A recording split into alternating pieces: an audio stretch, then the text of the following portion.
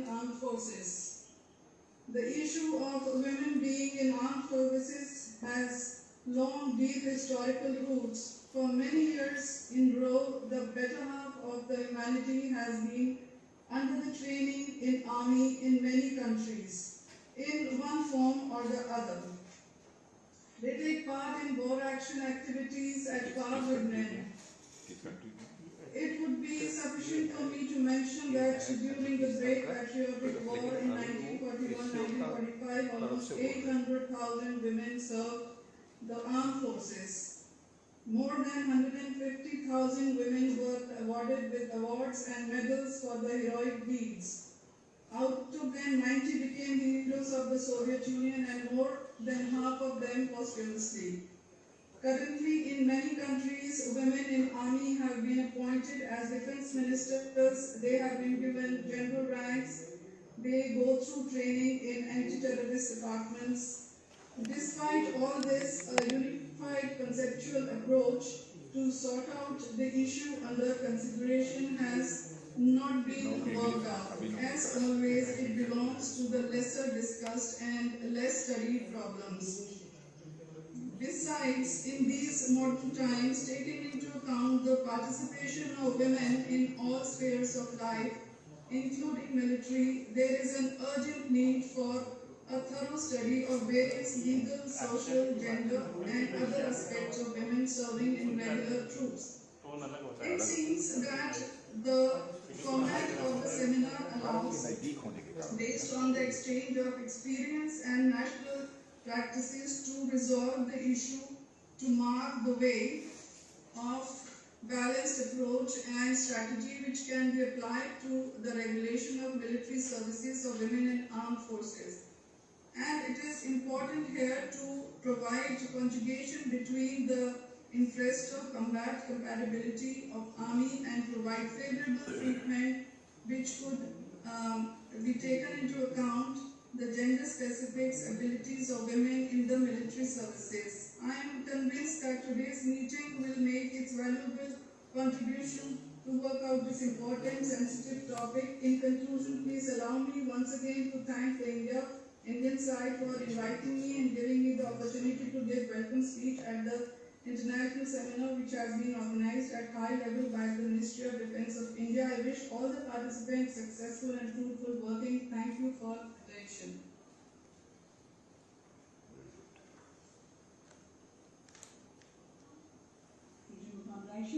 For the insight.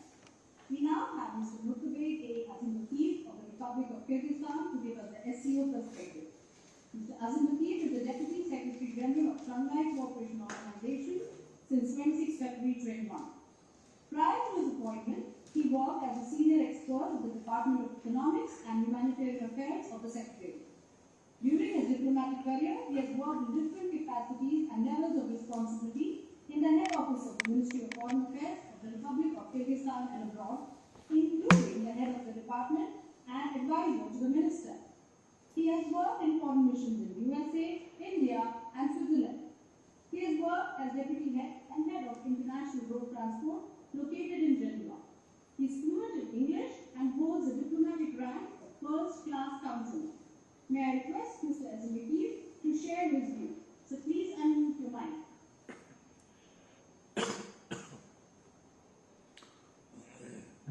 Большое спасибо. Перед тем, как зачитать приветственное выступление от уважаемого генерального секретаря. Before I start the speech from the name of Vladimir Norov, I wanted to, as a person who spent 2 years in army forces, I wanted to express my gratitude for understanding the role of women in army currently and how they perform their duties during their services. I'm sure we will reach the moment of the real equality in that regard. I want also to mention that women in Kyrgyzstan society was always a friend of men, and they were always providing all kinds of support in the most difficult times when we were fighting against our external enemies. They were always with us, and that's extremely important for understanding their role in Kyrgyzstan society.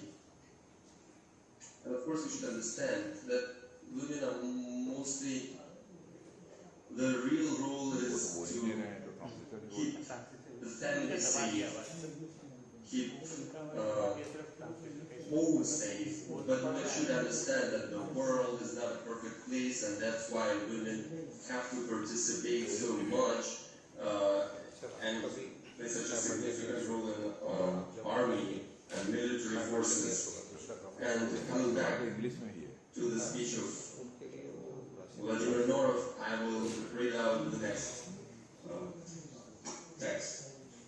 Honorable Mr. Shri Rajnath Singh, Minister of Defense of India, distinguished colleagues, distinguished Sri Nath, my dear colleagues, and every participant, allow me to express my sincere appreciation to the Indian side for organizing the SCO Online Seminar on the role of women in the armed forces, which is very timely and relevant.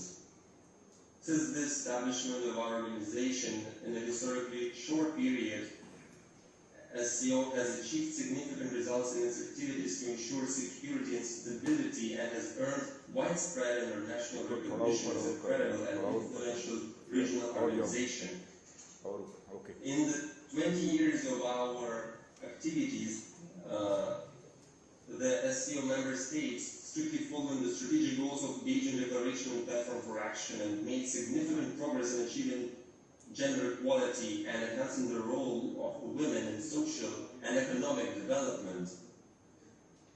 I also would like to note that in Dushanbe Declaration from September 17, 2021, it is noted that member states ensure wide participation of women in political, economic, public, and social spheres. Our leaders consider very important about regular forums and congresses and meetings for women within SCO.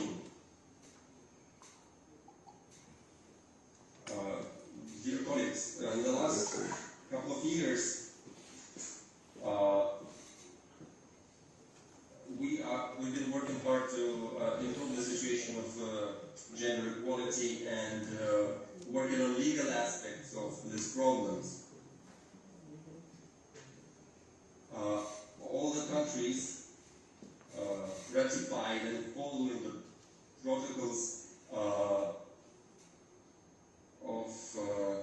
against the discrimination against women, and we are trying to work in the framework of those agreements to achieve the gender equality and achieve it in all the spheres of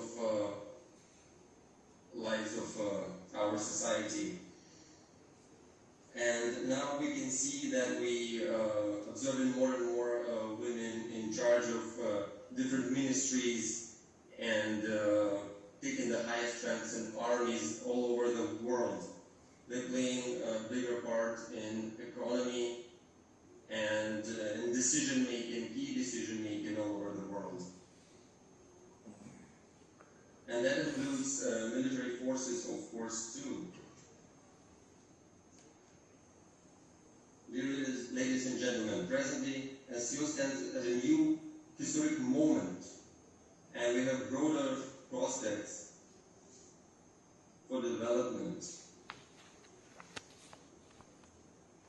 And we are trying to promote cooperation in defense, including training of armed forces in order to strengthen confidence building between countries and ensure peace and regional stability and fight the challenges and threats to security. And of course we need to cooperate more in the field of medical sphere. Currently facing the pandemic and COVID-19 crisis, female examples of heroism and saved the lives of millions of people. And we offer most of the roles of women in resolving important issues to achieve peace, stability, and sustainable development in SCO. And I would like also to note that the initiative of Tajikistan's side we began drafting a document on cooperation in the sphere of gender equality among SCO member states, aimed at protecting the rights of women and the social status of women. And in this regard, I express hope that proposals and initiatives put forward during this event with regard to further development of cooperation among SCO member states to enhance the role of women in the armed forces will be actively used in the preparation of relevant documents of our organization. And I wish everyone a productive day, and thank you for your attention.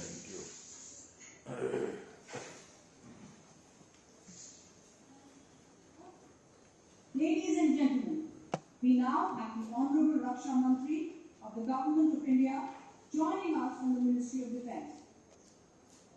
Shri Rajnath Singh, the Honorable Raksha Mantri, is a postgraduate from Gorakhpur University and has worked as a lecturer of physics. In his long and distinguished political career spanning over 46 years, he has held important portfolios in central and state government.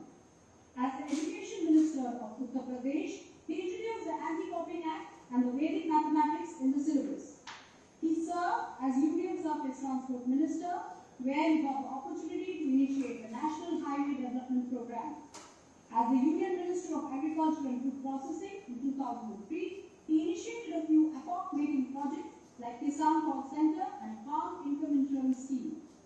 He has also written a book called Unemployment, Its Reasons and Remedies. As Union Minister of Home Affairs from 2014 to 19, the Honourable Minister has announced 30% reservation for women in all paramilitary forces, including the Central Industrial Security Force. He then took over as the Union Minister for the Ministry of Defence on 31st May 2019. Under his leadership, 1,700 women military personnel were recruited towards strengthening Nari Shakti in the Indian Armed Forces. Further, the decision to induct women cadets in the National Defence Academy has also been taken under his guidance and directions. Ladies and gentlemen, we take you to the Ministry of Defence, where the Honourable Raksha Mantri joins us live. May I now welcome Shri Rajnath Singh ji to give the inaugural address for today's webinar. Thank you very much. Excellency Mr. Zumakon Yusuf, Executive Director General, Anti-Terrorist Structure, Mr. Murad Bek Azim Bakiev, SCO Deputy Secretary General, senior officials from India and other foreign countries participating in the SCO seminar. Let me begin by congratulating all of you on the successful completion of 20 years of the Shanghai Cooperation Organization. India remains deeply committed to the Shanghai Cooperation Organization and its charter.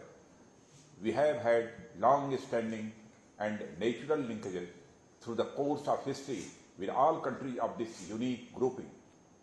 Our shared culture, ethnic, civilizational, and geographical past has only been reinforced by a warm relationship through close ties with each of the SCO countries in the present time. I have no doubt that this augurs well for an equally fulfilling mutual association into the future.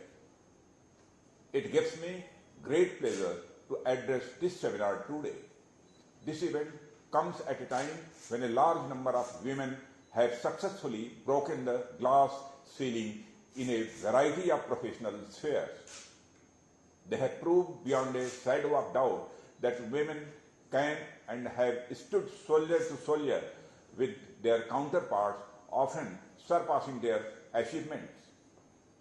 It is only appropriate that the armed forces, which have for long remained relatively male-centric, are finally making justified and long overdue space for their women counterparts within their ranks. And I have little doubt that women will make their mark in this sphere just as they have done so successfully elsewhere. Ladies and gentlemen, the Indian subcontinent represents one of the oldest civilizations in the world. If one has to judge the role of different segments and sections of any society, its culture, traditions, and societal norms often provides an apt portrayal of the same. We have a rich and ancient body of literature that is an accurate representation of our collective past. And if there is one aspect that stands out through repeated reference and reinforcement, it is the role of women in our society. This is a role that has almost never been limited by narrow parameters or definitions of ability or application. It has not been stereotyped by gender-specific limitations. If there was ever a need for arguing in favor of feminism, our ancient literature is replete with examples of reinforce this very spirit of equality. If Saraswati is our goddess of knowledge, wisdom, and learning, Mother Durga remains associated with protection, strength, destruction, and war. In fact, even as I speak at this seminar today, we are celebrating Vijayadashmi, the day Goddess Durga defeated and killed Mahishasur, the demon, across the subcontinent. This tradition of women as both caregivers and protectors have continued over the centuries and remains deeply embedded in the customs and traditions of the region. There are a number of examples of women taking up arms to protect their country and the rights of the people through history. Rani Lakshmibai is amongst the most revered and respected amongst them. She fought against the imposition of unjust foreign rule till her very last breath, leading her men from the front. Her contribution to our fight against colonial subjugation is not only reflected in our history books, but is also the subject of numerous folk songs and tales which are sung in far-flung areas of the country. Our former Prime Minister Srimati Indira Gandhi not only led the country for a number of years, she also did so during times of war. And more recently, Srimati Pratibha Patil was the President of India and the Supreme Commander of the Indian Armed Forces. It therefore comes as no surprise that a number of women have reached the rank of Lieutenant General and equivalent within the Indian Armed Forces, leading their men and women under the most challenging conditions. Ladies and gentlemen, the very concept of security is undergoing a paradigm shift. The changing character of war is bringing threats from our borders to within our society and amongst the people. Terrorism is just the most obvious and diabolical manifestation of this reality. It has been employed as a weapon of choice by non-state actors and irresponsible states alike for the furtherance of their political objectives. Shanghai Cooperation Organization as an organization has unequivocally rejected terrorism in all its manifestations and forms. The reality further enforces the role of all citizens of SCO in the fight against this common threat that challenges us in equal measure. And this fight cannot be won by half the population of our region or of a country. Women have and will remain equal contributors in this fight, both within the armed forces and beyond them.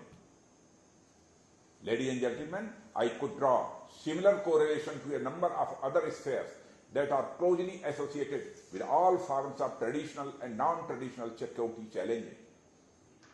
Therefore, even as we justifiably discuss the role of women in the armed forces, we must also recognize and reinforce their wider contribution in all spheres of security and nation building. We have taken a number of steps in this regard in India to strengthen the role of women within the security setup in general and the armed forces in particular. In terms of their participation within the armed forces, we were amongst the few countries that took an early initiative in this regard. Women have been serving with pride in Indian military nursing service for over 100 years now. Indian Army had commenced commissioning women officers in 1992. It has now moved to inducting women officers in most of the branches of the Army. Women are now being accepted for permanent commission and shall be commanding Army units and battalions in near future. Moving further, the induction of women in military police has commenced last year, making a major milestone wherein women are inducted in the rank and file of Army. I am happy to share with you that from next year, women shall be able to join our premier tri-service, pre-commissioning training institute, the National Defence Academy. The Officer Training Academy in Chennai has 30 years of institutional knowledge in training women and conducts regular training as well as refresher course for women officers from friendly foreign countries. I look forward to seeing women officers from SCO nations in our Officer Training Academy at Chennai. Ladies and gentlemen, the Indian Navy and Indian Air Force have been equally progressive and egalitarian towards achieving gender equality. In the Navy, from humble beginnings in air traffic control in 1993, the women officers have graduated to be pilots of maritime reconnaissance aircrafts in 2016 and are now appointed on board warships since last year. Similarly, our Indian Coast Guard has been employing women officers in combat roles, which includes pilots, observers, and aviation support services. In the Indian Air Force, women are inducted in all roles, including combat and support roles. They fly helicopters and fighter jets and continue a significant percentage of the officers' cadre. Our women have been regularly participating in United Nations missions. In 2007, India created history by deploying the first ever all-female foreign police unit for UN peacekeeping in Liberia. This unit worked in Liberia for a decade and through their work managed criminality, deterred gender-based violence, and helped rebuild safety and confidence among the local population. In 2019, India again deployed a female engagement team at the Democratic Republic of Congo that played a critical role in peacekeeping and inspiring women in local communities. Even as we take these steps in this regard, it is equally important to charter this course according to our respective circumstances. Ladies and gentlemen, our approach to the induction of women in the police, central police, paramilitary, and armed forces has been progressive. We have taken the evolutionary path of moving from support to combat support and thereafter to combat arms within the armed forces. Similarly, the police forces have since long been at the forefront of this initiative, with reservations being provided for women. We have also taken similar initiatives in the Central Police Organization, with women taking on challenging assignments in India and abroad. Ladies and gentlemen, we have found that the process of induction, given its broad-based and progressive path, has also simultaneously prepared the society and the armed forces for this change. This is an important aspect to ensure a smooth and successful transition. Women have proved themselves in every field, competing and excelling wherever they have been involved. many barriers have been broken and many more imagined barriers should break in the years to come. I salute the brave women from all SCO nations who have been selflessly serving their respective nations, working on conflict mitigation, developmental projects, and promoting the cause of peace and prosperity. Our future is in our hands. It is for the SCO nations to ensure regional stability, promote peace, ensure gender equality, and work towards betterment of the entire region. We look forward to much greater participation and bigger role of women in various tasks of armed forces. We have deep trust and a very positive experience in harnessing women's power in national development. We seek every means to optimize the unrealized potential of half of our human resources. Ladies and gentlemen, I hope today's seminar will be useful for exchange of views on women's participation in armed forces and other organs of security of our country.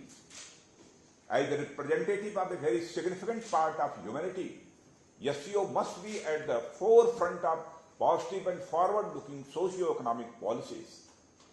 I thank all of those who helped organize today's online seminar and wish all the success to the seminar. Now, I conclude by wishing for health and prosperity of all colleagues here. Thank you very much.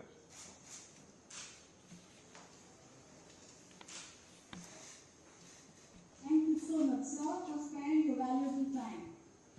It has indeed been a very illuminating and enlightening session.